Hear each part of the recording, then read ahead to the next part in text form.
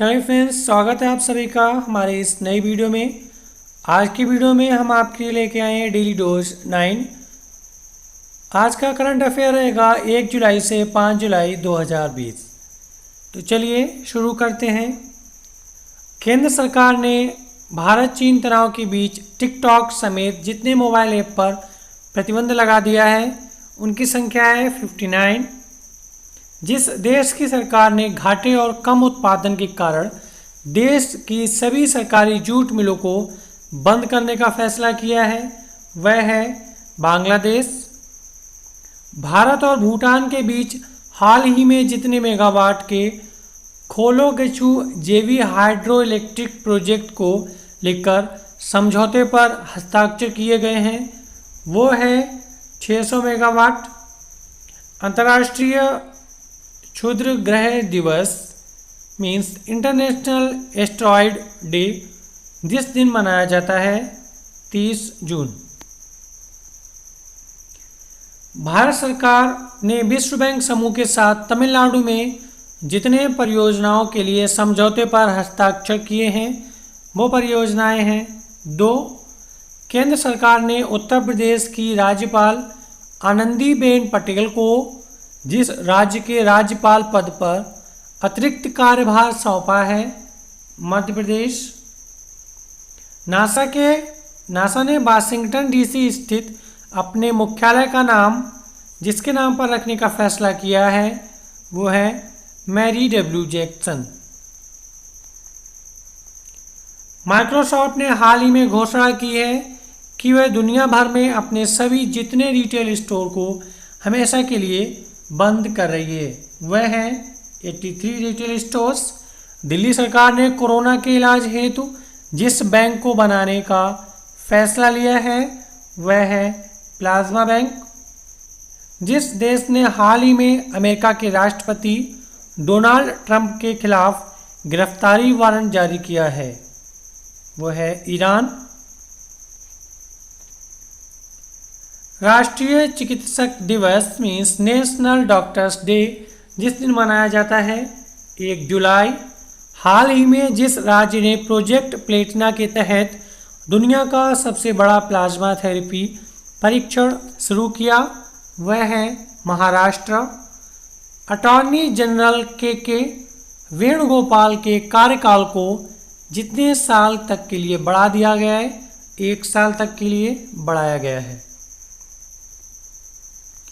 जिस राज्य के वन विभाग ने पिथौरागढ़ जिले में कुमायूं के मुनस्यारी में भारत का पहला कवक पार्क लाइकेन पार्क विकसित किया है वह है उत्तराखंड। फिच रेटिंग्स ने 2021-22 में विकास दर के अनुमान को 9.5% से घटाकर जितने प्रतिशत कर दिया है वह है 8%। यूरोपीय संघ मीन्स ईयू ने हाल ही में जितने देशों के नागरिकों के आने जाने के लिए अपनी सीमाएं खोल दी हैं 14 देश। जिस राज्य ने किल कोरोना अभियान की शुरुआत करने की घोषणा की है मध्य प्रदेश। हाल ही में भारत ने जिस युवा अंपायर को आईसीसी के एलीट पैनल में शामिल किया गया है वो है नितिन मेनन। केंद्र सरकार ने हाल ही में जिसको अगले 3 साल के लिए फिर से सॉलिसिटर जनरल नियुक्त किया है वो है तुषार मेहता। प्रधानमंत्री नरेंद्र मोदी ने हाल ही में जिस योजना को नवंबर तक बढ़ाने का फैसला किया है वो है पीएम गरीब कल्याण अन्न योजना मीन्स नवंबर तक सभी को फ्री राशन वितरण किया जाएगा। हाल ही में जिस संस्था ने भारत के 6 राज्यों में शिक्षा में सुधार हेतु लगभग 3700 करोड़ रुपए के ऋण की मंजूरी प्रदान की है वो है विश्व बैंक। मीन्स विश्व बैंक ने शिक्षा सुधार लिए भारत को इतने रुपए का ऋण की मंजूरी दे दी है। राष्ट्रीय डाक कर्मचारी दिवस जिस दिन मनाया जाता है 1 जुलाई। जिस राज्य सरकार ने हाल ही में कौशल कनेक्ट फोरम नामक एक नया पोर्टल लॉन्च किया है। कर्नाटक, हाल ही में जिस मंत्रालय ने पतंजलि की कोरोनिल दवा की बिक्री पर लगे प्रतिबंध को हटा दिया, आयुष मंत्रालय। इंडियन ऑयल कॉरपोरेशन लिमिटेड के अध्यक्ष का पदभार हाल ही में जिसने संभाल लिया है वो है श्रीकांत माधव वैद्य। विश्व बैंक ने हाल ही में गंगा पुनरुद्धार कार्यक्रम के लिए जितने करोड़ डॉलर की सहायता राशि मंजूर की है वो है 40 करोड़ डॉलर। जिस वरिष्ठ राजनयिक को जिनेवा में संयुक्त राष्ट्र और अन्य अंतर्राष्ट्रीय संगठनों के लिए भारत के अगले स्थायी प्रतिनिधि के रूप में नियुक्त किया गया है वो है इंद्रमणि पांडे।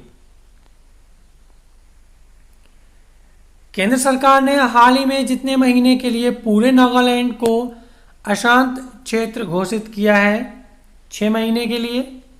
अर्जेंटीना ने जिस फुटबॉलर के हाल ही में एटलेटिको मैड्रिड के खिलाफ अपने करियर का 700वां गोल पूरा किया, लियोनेल मेसी। आईसीसी के अध्यक्ष शशांक मनोहर के पद छोड़ने के बाद जिसने चुनाव होने का अंतरिम अध्यक्ष नियुक्त किया गया है, इमरान ख्वाजा। हाल ही में जिस भारतीय टेनिस खिलाड़ी ने जर्मनी में PSD bank nord open tennis tournament जीत लिया है वो है सुमित नागल। अमेरिकी कंपनी इंटेल कैपिटल ने हाल ही में भारत के रिलायंस इंडस्ट्रीज समूह की दूरसंचार एवं डिजिटल प्लेटफॉर्म सेवा कंपनी जियो प्लेटफॉर्म में जितने प्रतिशत हिस्सेदारी खरीदने की घोषणा की है, 0.39%। हाल ही में जिस बैंक ने देश भर के किसानों के लिए ई किसान धन ऐप लॉन्च किया है वो है HDFC बैंक। सड़क परिवहन और राज्य मंत्रालय ने जितने लाख रुपए की बीमा कैंप के साथ सड़क दुर्घटना पीड़ितों के लिए कैशलेस योजना शुरू करने की तैयारी की है, 2.5 लाख रुपए। इंडिगो ने हाल ही में कहा है कि वो 2020 के अंत तक डॉक्टरों और नर्सों को हवाई किराए पर जितने प्रतिशत की छूट देगी, 25%। हाल ही में गंगोत्री राष्ट्रीय उद्यान में सड़कों के विकास हेतु जिस राज्य वन्य जीव सलाहकार बोर्ड ने वन भूमि के हस्तांतरण वाले प्रस्तावों को मंजूरी दी है वह है उत्तराखंड राज्य। रक्षा अधिग्रहण परिषद मीन्स डीएसी ने हाल ही में रूस के जितने नए लड़ाकू विमान प्राप्त करने के प्रस्ताव को मंजूरी दे दी है, 33 लड़ाकू विमान। हाल ही में फिल्म जगत की जिस मशहूर कोरियोग्राफर का कार्डियक अरेस्ट के चलते मुंबई में निधन हो गया, सरोज खान। आईसीएमआर के अनुसार भारत की पहली स्वदेशी कोरोना वैक्सीन कोवैक्सीन जब तक लॉन्च की जा सकती है, 15 अगस्त तक। रूस में संविधान संशोधन की मंजूरी मिलने के बाद व्लादिमीर पुतिन जब तक रूस के राष्ट्रपति के पद पर रह सकते हैं वह साल है 2036। आइए जान लेते हैं सूचना प्रौद्योगिकी एक्ट 2000 में सेक्शन 69A क्या है। सूचना प्रौद्योगिकी अधिनियम 2000 का सेक्शन 69A केंद्र सरकार को ऑनलाइन सामग्री को ब्लॉक करने और साइबर अपराधी को गिरफ्तार करने का अधिकार देता है। यह प्राथमिक कानून है जो भारत में साइबर अपराध और इलेक्ट्रॉनिक कॉमर्स के मामलों से निपटता है। हाल ही में भारत सरकार ने आईटी अधिनियम की इस धारा का हवाला देते हुए 59 चीनी ऐप्स पर प्रतिबंध लगा दिया है। Section 69A in the information technology act 2000 सूचना प्रौद्योगिकी अधिनियम 2000 भारत की संसद द्वारा 9 जून 2000 को लागू किया गया था। और यह 17 अक्टूबर 2000 से लागू है। इस बिल को उस समय के सूचना और प्रौद्योगिकी मंत्री प्रमोद महाजन ने संसद में पेश किया था। सूचना प्रौद्योगिकी अधिनियम 2000 की धारा 69A केंद्र सरकार को ऑनलाइन सामग्री को ब्लॉक करने और साइबर अपराधी को गिरफ्तार करने का अधिकार देती है। यह कानून भारत में साइबर अपराध और इलेक्ट्रॉनिक कॉमर्स के मुद्दों से निपटने के लिए प्राथमिक कानून है। सूचना प्रौद्योगिकी अधिनियम की धारा 69A ने केंद्र सरकार को कई शक्तियां दी हैं। इस अधिनियम के सेक्शन को नीचे दिया गया है। चलिए देखते हैं। नंबर 1, सोशल मीडिया और किसी अन्य वेबसाइट पर आपत्तिजनक सामग्री को हटाने के लिए दिशा निर्देश जारी करना। गृह मंत्रालय ने 20 दिसंबर 2018 को एक आदेश जारी किया था जिसमें 10 केंद्रीय एजेंसियों को यह अधिकार दिया गया है कि वे किसी भी कंप्यूटर में एकत्रित सामग्री को मॉनिटर करें, प्रसारित होने से रोकें और जरूरी होने पर डिकोड करें। भारत की संप्रभुता और अखंडता, राज्य की सुरक्षा, भारत की रक्षा, विदेशी राज्यों के साथ मैत्रीपूर्ण संबंधों को सुनिश्चित करने के लिए ऑनलाइन सामग्री को ब्लॉक कर दें या इन सबको नुकसान पहुंचाने वाले व्यक्ति को गिरफ्तार कर लें। जिन वेबसाइट को जनता के लिए ब्लॉक किया जाएगा उन्हें पूरी प्रक्रिया और नियमों के तहत ही ब्लॉक किया जाएगा और अन्य सुरक्षा उपायों का भी ध्यान रखा जाएगा।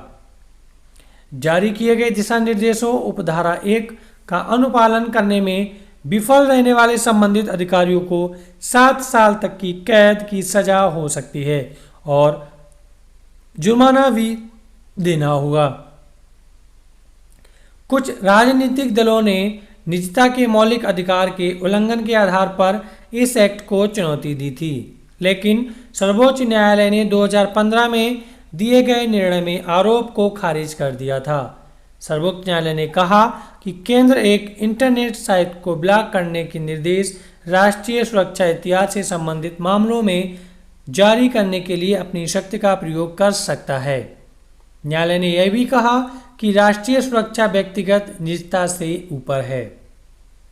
जैसा कि हम जानते हैं, भारतीय टेलीग्राफ अधिनियम 1885 केंद्र सरकार को फोन टैप करने की अनुमति देता है।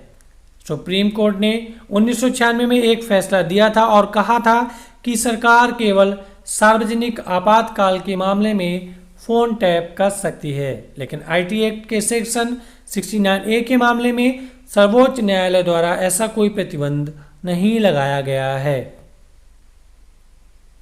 हाल ही में भारत सरकार ने सूचना प्रौद्योगिकी अधिनियम 2000 की धारा 69A के प्रावधानों का हवाला देते हुए 59 चीनी ऐप्स पर प्रतिबंध लगा दिया है।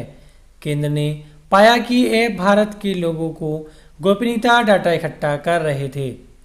अतः यह बात स्पष्ट है कि सूचना प्रौद्योगिकी अधिनियम 2000 की धारा 69A देश में साइबर अपराध को रोकने के साथ साथ देश की महत्वपूर्ण जानकारी का विदेशी शक्तियों द्वारा दुरुपयोग को होने से रोकने की दिशा में महत्वपूर्ण कार्य कर रही है। आई होप आपको जानकारी अच्छी लगी होगी। वीडियो अच्छा लगा तो लाइक कीजिए, शेयर कीजिए। अगर आप हमारे चैनल पर नए हैं तो चैनल को सब्सक्राइब करना ना भूलिए। वीडियो देखने के लिए थैंक यू।